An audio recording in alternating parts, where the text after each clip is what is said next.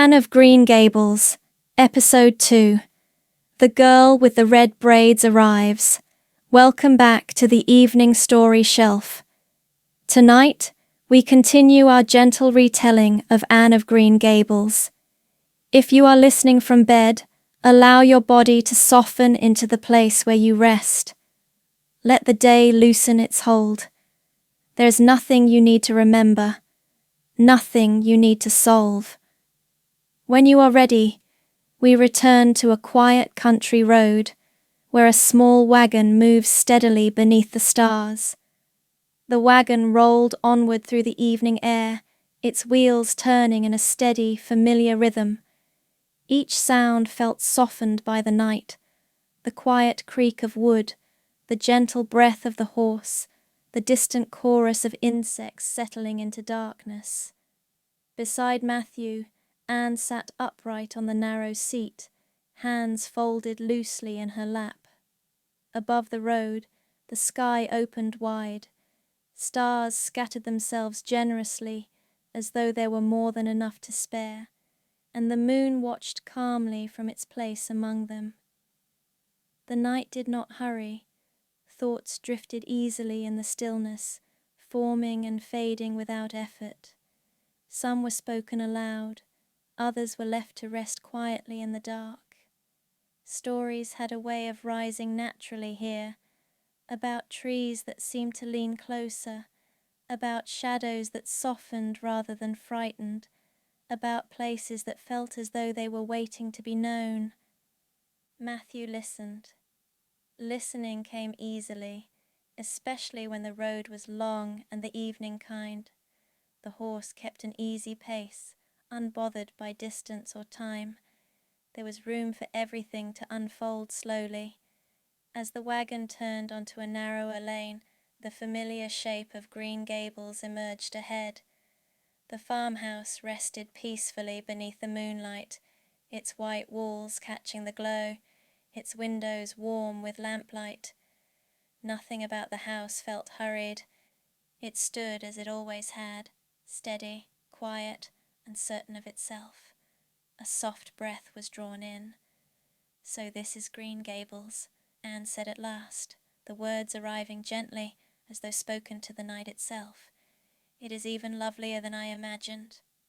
The wagon slowed. A quiet warmth settled over the moment, the kind that comes without announcement. At the doorway, Marilla Cuthbert waited. The lamplight framed her carefully, posture straight, hands folded, expression composed. The evening had been spent in preparation. Every detail had been reviewed, every expectation settled firmly into place. A boy had been expected. The plan had felt sensible, practical, complete. When Matthew stepped down from the wagon and helped Anne follow, the plan shifted, not loudly, not suddenly, but unmistakably. "This is Anne," Matthew said gently. A smile appeared at once, bright and open, unguarded in its hope. "Oh, I am so pleased to meet you," came the reply, warm and careful all at once. "My name is Anne, with an E." The words lingered in the air. Inside the kitchen, the clock continued its steady ticking, each second marking time without judgment. The room felt very still. The lamplight revealed every detail, the polished table, the neatly arranged chairs, the quiet order of the space. Marilla observed without speaking.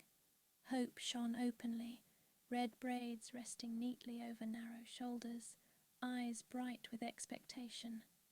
Waiting followed, not the restless kind, but the patient kind, the sort that believes an answer will come. Questions arrived gently, one after another, each answered with care. The journey was explained, where it had begun, how it had unfolded, how belief had carried it forward, the belief that a home had finally been found. Matthew remained near the doorway, listening quietly, hands folded, heart attentive. At last, Marilla spoke. "There has been a mistake." The words were calm, measured, carefully chosen.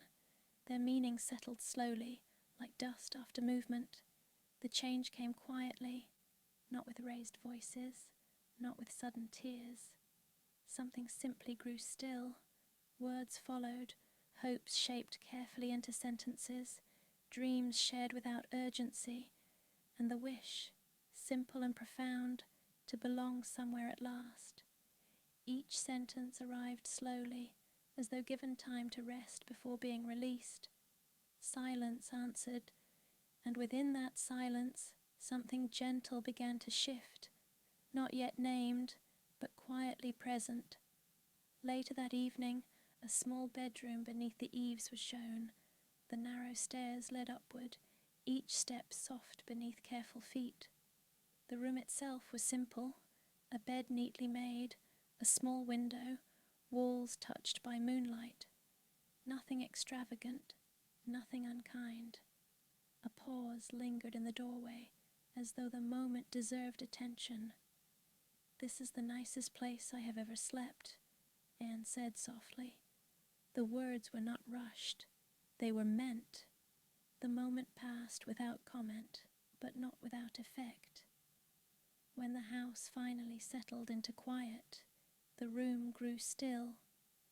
Moonlight traced a slow path across the ceiling, changing shape as the night deepened. Breathing slowed.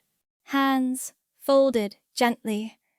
Outside, the road lay silent, the fields resting beneath the stars. Whatever tomorrow might bring, this night was allowed to remain peaceful. And for now, that was enough. The farmhouse rested. The world grew quiet.